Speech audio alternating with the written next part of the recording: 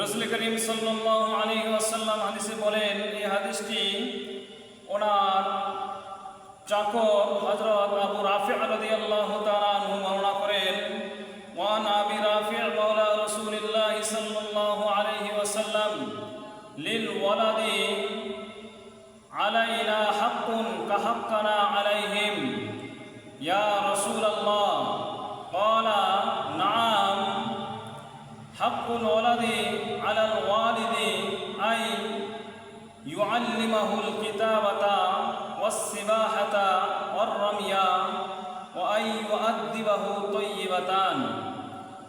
রাসূলুল্লাহ সাল্লাল্লাহু আলাইহি ওয়াসাল্লামের চাকর আবু রাফি রাদিয়াল্লাহু তাআলা আনহু রাসূলুল্লাহ সাল্লাল্লাহু আলাইহি ওয়াসাল্লামকে জিজ্ঞাসা করলেন, ইয়া রাসূলুল্লাহ, সন্তানের হক কি রয়েছে? যেরকমভাবে পিতামাতার হক রয়েছে। তখন রাসূলুল্লাহ সাল্লাল্লাহু আলাইহি ওয়াসাল্লাম বললেন যে অবশ্যই সন্তানের হক রয়েছে। সন্তানের হক হলো তার পিতামাতার উপর। তার পিতামাতা সন্তানকে লেখানো শিক্ষা দেবে, ওয়াস-সিবাহাতা সাঁতার কাটানো শিক্ষা দেবে, ওয়ার-রামিয়া তীর চালানো শিক্ষা দেবে, ওয়া ইউআদ্দিবাহু তাইয়্যিবাতান এবং ভালো আদব কায়দা শিক্ষা দেবে।